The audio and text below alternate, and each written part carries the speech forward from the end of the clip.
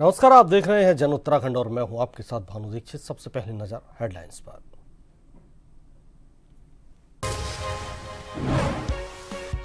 आम बजट से उत्तराखंड को हुआ लाभ, अब 1,500 करोड़ मिलेंगे ज्यादा। नए वित्तीय वर्ष में विकास कार्यों के लिए मिलेगा ज्यादा बजट। ब्याज मुक्त कर्ज की राशि में भी इजाफे का रास्ता खुला।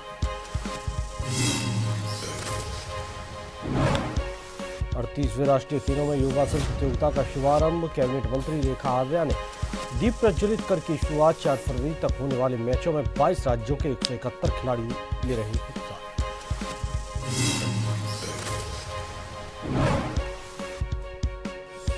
चमोली में मुख्य विकास अधिकारी की अध्यक्षता में होम स्टे योजना में आवेदकों के साक्षात्कार। स्वरोजगार के लिए 10 करोड़ 88 लाख धनराशि के ऋण आवंटन की स्वीकृति।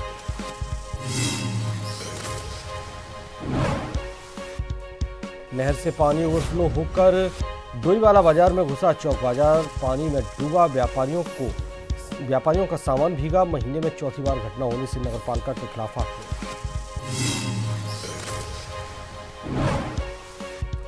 बसंत पंचमी पर हरिद्वार में उमड़े श्रद्धालु। अर्क की पैड़ी पर गंगा स्नान के लिए जुटी भीड़। पुलिस और प्रशासन ने किए सुरक्षा के विशेष इंतजाम।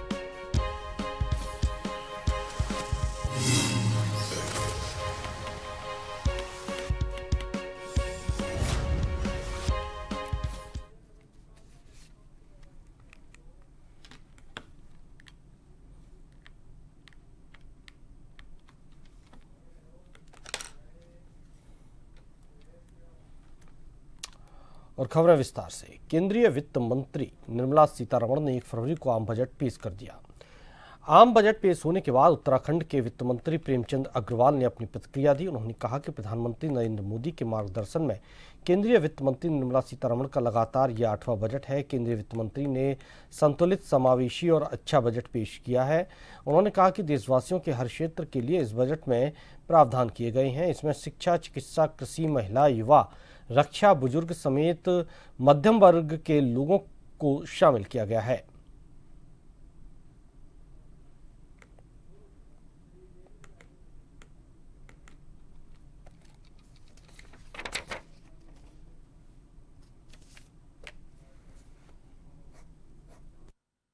कल ये बजट पेश हुआ है और आज मैं कह सकता हूं कि जिस प्रकार से इस बजट की प्रशंसा हो रही है, हर क्षेत्र का, चाहे वो व्यवसायी हो, चाहे वो कृषि के क्षेत्र का हो, चाहे वो महिलाओं के क्षेत्र, महिलाओं के लिए कितना किया। आप जानते हैं पिछली बार बजट में इन्होंने ज्ञान एक शब्द दिया था, GYAN, जी, और उस इसी बजट में भी उसका प्रावधान किया गया। जी फॉर गरीब, Y फॉर युवा, A फॉर अन्नदाता, N फॉर नारी, यानी कि चारों बिंदुओं पे आज भी उन्होंने फोकस किया है।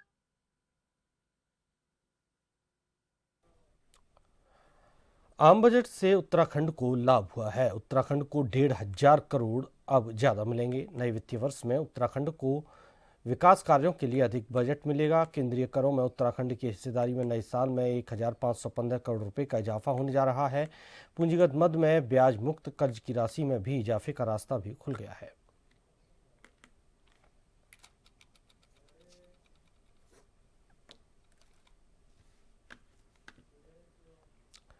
सांस्कृतिक नगरी अल्मोड़ा में 38वें राष्ट्रीय खेलों के तहत योगासन प्रतियोगिता का शुभारंभ कैबिनेट मंत्री रेखा आर्या ने दीप प्रज्वलित कर विधिवत रूप से किया। प्रतियोगिता 31 जनवरी से 4 फरवरी तक चलेगी, जिसमें 22 राज्यों के 171 खिलाड़ी हिस्सा ले रहे हैं। प्रतियोगिता 5 श्रेणियों में आयोजित की जाएगी, जिसमें ट्रेडिशनल योगासन, आर्टिस्टिक योगासन, single, artistic pair, rhythmic pair और आर्टिस्टिक ग्रुप शामिल हैं। इन सभी श्रेणियों में कुल 66 पदक दिए जाएंगे, जिसमें 22 स्वर्ण, 22 रजत और 22 कांस्य पदक शामिल हैं।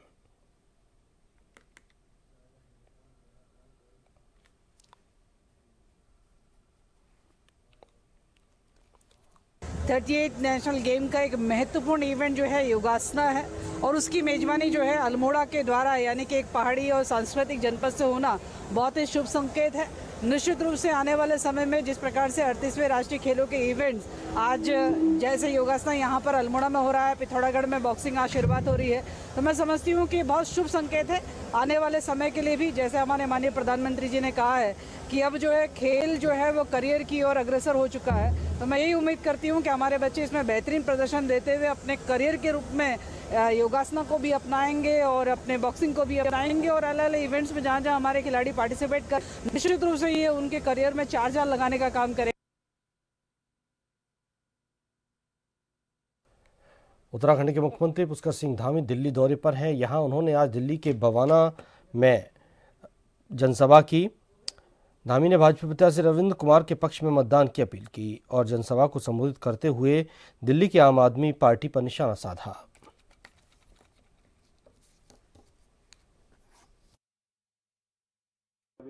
और इतना ही नहीं, मैं जब थूक जिहाद की बात करता हूं, देवभूमि उत्तराखंड दिल्ली के भी लोग जाते हैं बड़ी संख्या में, चाहे चारधाम यात्रा में जाना हो, चाहे देव दर्शन के लिए जाना हो, चाहे गंगा मैया यमुना मैया में जाना हो, स्नान के लिए जाना हो, या साल में विशाल कांवड़ यात्रा में दिल्ली से बड़ी संख्या में लोग जाते हैं। बड़े शिव भक्त कांवड़ लेने जाते हैं। भाइयों बहनों, मसूरी में एक घटना हुई। एक घटना में कुछ ऐसी निम्न मानसिकता की कि खाद्य पदार्थों में थूकने का काम है। अभी उत्तरायणी का मेला हुआ बागेश्वर में, वहां पर भी इस प्रकार की घटनाएं पाई गई। भाइयों बहनों, आप सब चाहते हैं कि उत्तराखंड शुद्ध होना चाहिए, उत्तराखंड हर प्रकार से अच्छा होना चाहिए, वहां पर स्वस्थ परंपराएं होनी चाहिए। जो लोग वहां जाए उनको लगना चाहिए कि उत्तराखंड में हर चीज शुद्ध मिलेगी, अच्छी मिलेगी, उसमें किसी प्रकार की कोई गड़बड़ी नहीं होगी, कोई मिलावट नहीं होगी, कोई भी जो है खाद्य पदार्थ वहां पर कहीं दूषित नहीं होगा। भाइयों बहनों, हमने जैसे ही इस घटना हमारे सामने आई, हमने इसके खिलाफ कठोर कार्रवाई करी और हमने कहा कि उत्तराखंड के अंदर न लव जिहाद चलेगा, न लैंड जिहाद चलेगा, न छूक जिहाद चलेगा। भाइयों बहनों,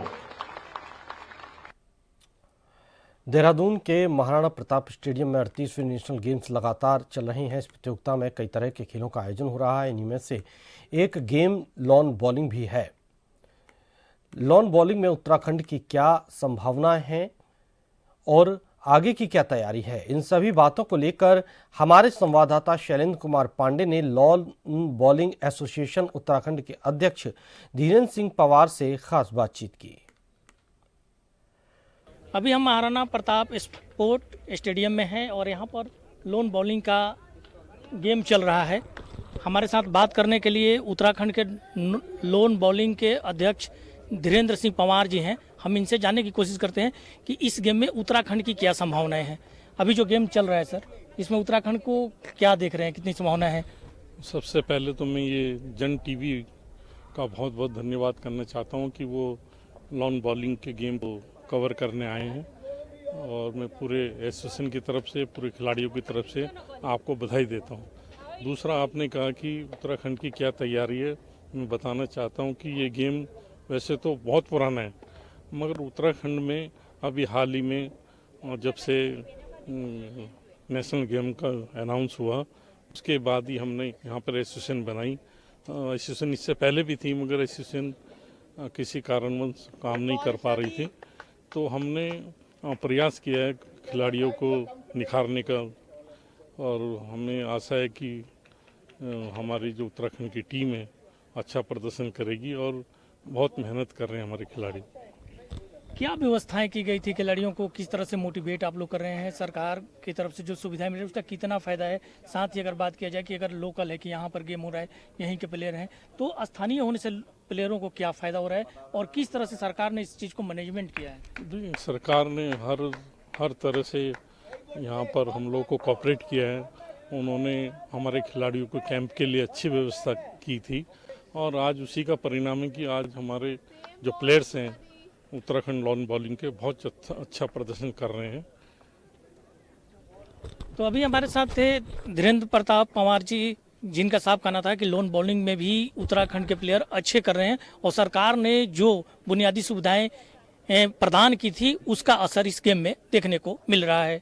अपने सहयोगी आकाश के साथ मैं शैलेंद्र कुमार पांडे, जन टीवी, देहरादून। उधम सिंह नगर में 38वें नेशनल गेम आयोजित हो रहे हैं। उधम सिंह नगर के मनोज कुमार सरकार रुद्रपुर स्टेडियम में वॉलीबॉल प्रतियोगिता का आयोजन किया जा रहा है। लीग मैच के बाद महिला एवं पुरुष वर्ग की 4 टीम सेमीफाइनल में पहुंची थी। आज दोपहर महिला वर्ग का सेमीफाइनल मैच खेला गया। पहला मैच तमिलनाडु और राजस्थान के बीच हुआ था, जिसमें तमिलनाडु की टीम ने राजस्थान को 3-1 से पटखनी दी थी। पहले सेट को राजस्थान की टीम ने 29-27 से जीता था, तो वहीं दूसरा सेमीफाइनल केरल और चंडीगढ़ के बीच खेला गया, जिसमें केरल ने एक तरफा जीत दर्ज की।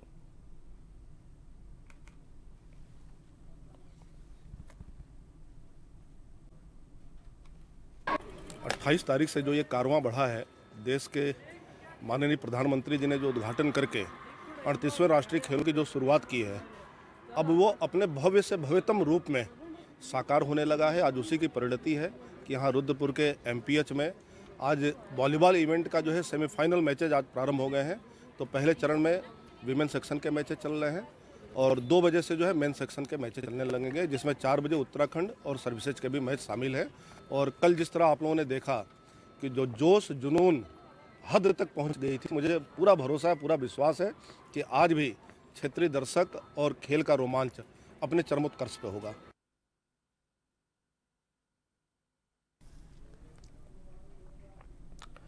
उत्तराखंड में हो रहे 38वें नेशनल गेम में उत्तराखंड के खिलाड़ी विभिन्न खेलों में भाग ले रहे हैं और पदक जीतने के साथ ही राज्य का नाम भी रोशन कर रहे हैं। आज के खेल में लॉन बॉलिंग में उत्तराखंड के 0 से 25 वर्ष की उम्र तक के वर्ग में उत्कृष्ट द्विवेदी ने सेमीफाइनल में अपनी जगह बनाई। अब तक का उनका सफर कैसा रहा, आगे कैसी संभावना है, इन सब को लेकर हमारे संवाददाता शैन कुमार पांडे ने उत्कृष्ट द्विवेदी से खास बातचीत की।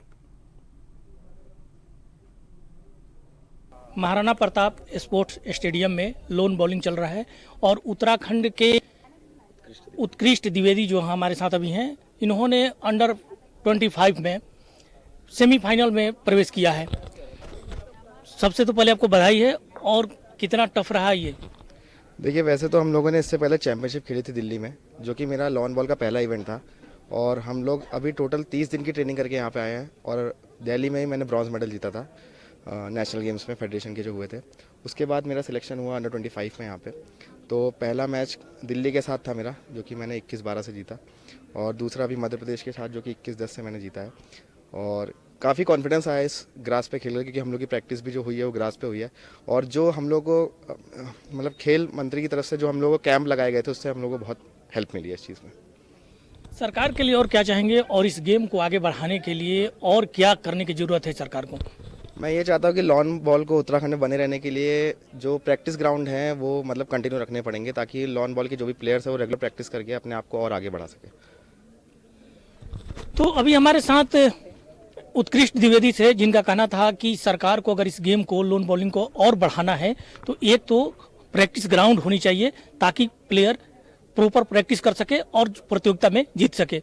अपने सहयोगी आकाश के साथ मैं शैलेंद्र कुमार पांडे, जन टीवी, देहरादून। ब्रेक के बाद आपको स्वागत है। आगे बढ़ते हैं। चमोली में मुख्य विकास अधिकारी नंदन कुमार की अध्यक्षता में पर्यटन विभाग द्वारा संचालित वीर चंद्र सिंह गढ़वाली और होम स्टे योजना में आवेदकों के साक्षात्कार लिए गए, जिसमें समिति द्वारा वीर चंद्र सिंह गढ़वाली पर्यटन स्वरोजगार दीनदयाल उपाध्याय गृह आवास के अंतर्गत 39 आवेदकों का साक्षात्कार के माध्यम से चयन करते हुए स्वरोजगार हेतु 10 करोड़ 88 लाख धनराशि की ऋण आवंटन की स्वीकृति प्रदान की गई।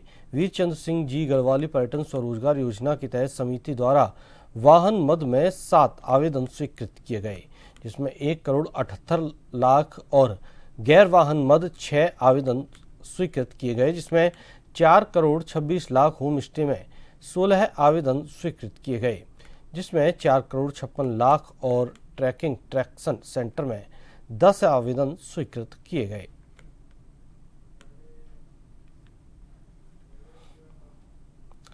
रामनगर तहसील के अंतर्गत ग्राम पाटकोट में महिला ने चचेरे भाइयों पर जबरन जमीन पर कब्जा करने का आरोप लगाया। महिला ने बताया कि उसके चचेरे भाई जमीन खाली करने की धमकी देकर अभद्रता कर रहे हैं। महिला ने मुख्यमंत्री और प्रशासन से अपने साथ हुई धोखाधड़ी के मामले में निष्पक्ष जांच कर चचेरे भाइयों के खिलाफ कार्रवाई करने के साथ ही न्याय एवं सुरक्षा की गुहार लगाई।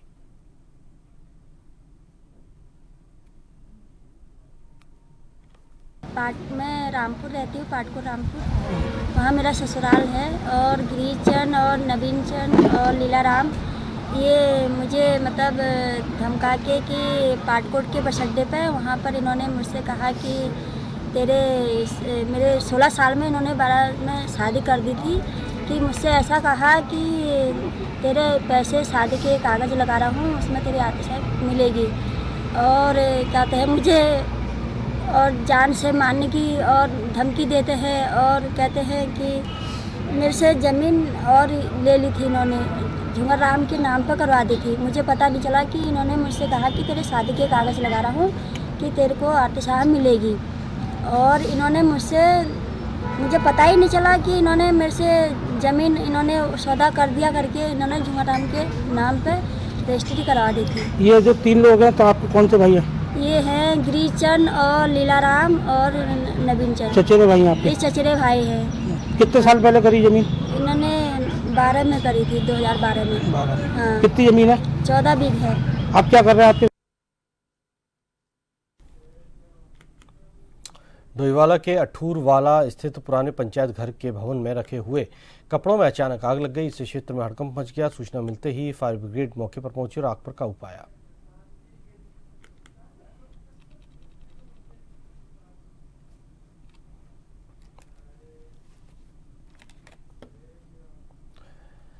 चंपावत जिले के पाटी ब्लॉक रिखोली ग्राम सभा के बरौलिया तोक के रहने वाले 55 वर्षीय महेश सिंह रावत की शुक्रवार देर शाम 100 फीट गहरी खाई में गिरने से मौत हो गई। क्षेत्र के सामाजिक कार्यकर्ता दीपक बिष्ट और ग्रामीण सुवन सिंह ने जानकारी देते बताया कि महेश सिंह रावत शुक्रवार देर शाम मजदूरी कर अपने घर के पैदल रास्ते आ रहे थे। इस दौरान पैर फिसलने से गहरी खाई में गिर गए और उनकी मौके पर मौत हो गई। वे रात भर खाई में पड़े रहे। सूचना मिलते ही एसओ पाटी देवस्थान गोस्वामी पुलिस टीम के साथ घटनास्थल पर पहुंचे और ग्रामीणों की मदद से शव को खाई से बाहर निकाला।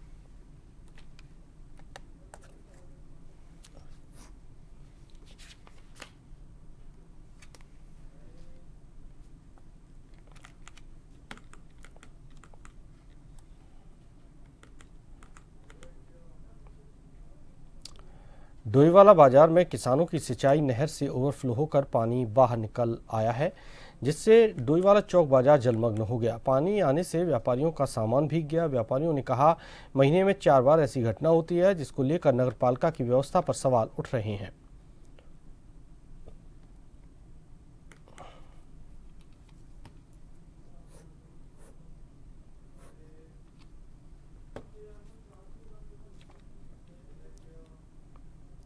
जनपद ऊधम सिंह नगर की जसपुर से एक ऐसा मामला सामने आ रहा है जिसे देखकर जनता हैरान है। चर्चा है कि यहाँ कुदरत का ही एक करिश्मा है, जहाँ मौसम सर्द है और ऐसे में घर में समरसेबल से दहकता पानी निकले तो इसे आप क्या कहेंगे। लोगों ने इसे आस्था से जोड़कर देखा, जबकि इस मामले में किसी भी जिम्मेदार अधिकारी का कोई बयान सामने नहीं आया। मामला जनपद ऊधम सिंह नगर के जसपुर के ग्राम नारायणपुर निवासी बेगराम सिंह के घर का है, जहां करीब 2 वर्ष पूर्व अपने मकान में समरसेबल करवाया था, लेकिन आज सुबह रोज की तरह जब समरसेबल चलाया तो अचानक गर्म पानी निकला।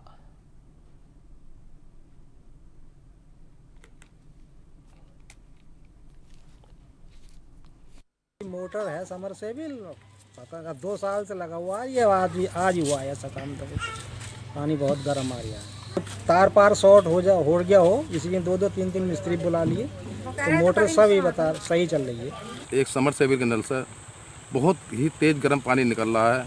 इतने जाड़ों में तो तेज़ गर्म पानी निकल रहा है कि उस महिला गृहिणी ने जब वॉशिंग मशीन में उस पानी को डाला और हाथ लगाया तो उसका हाथ भी जल गया। ये मैं भी नहीं समझ पा रहा है कि कुदरत का क्या करिश्मा है कि इतना गर्म पानी जो गीजर से भी इतना तेज़ गर्म नहीं होगा और वो पानी इतना कुदरती उससे गर्म निकल रहा है। और जब उसमें हाथ डालकर भी देखा गया तो काफ़ी तेज़ उसमें पीड़ा हुई पानी से, इतना तेज़ गर्म पानी जो आज तक ज़िंदगी में मैंने नहीं देखा। यहाँ गर्म पानी की सूचना मिली थी तो उसके लिए आए हम इधर देखने, तो मेरे को दिखाया मोटर के लिए, तो ये तो कुछ ज़मीन के अंदर ही कुछ भूवैज्ञानिक कारण हो सकते हैं, बाकी मोटर में और कोई दिक्कत नहीं है। मोटर चल रही है, ज़्यादा समय तक चलेगी तो ख़राब हो जाएगी।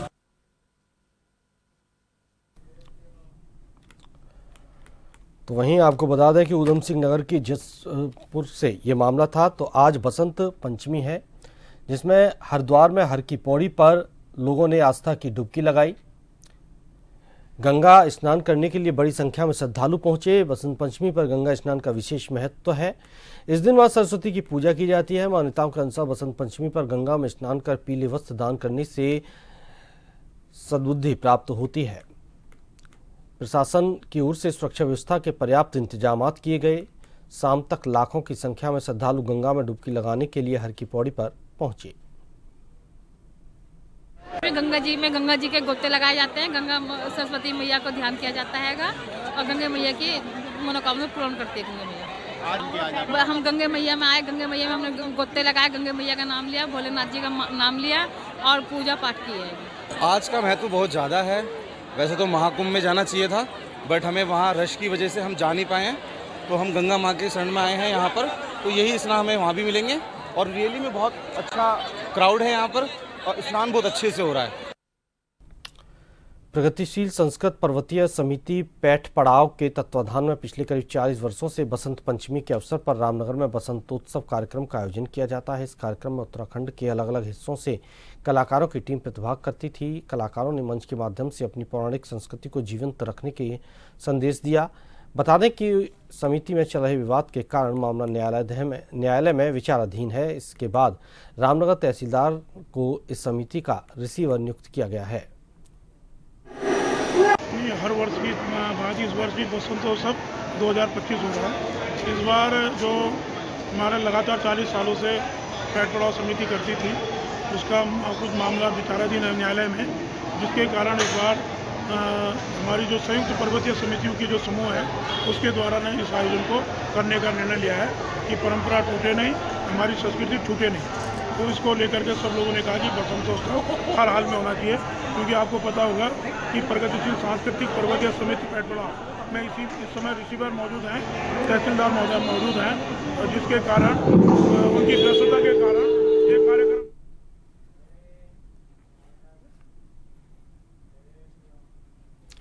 इसी के साथ इस बुलेटिन में फिलहाल इतना ही। नमस्कार।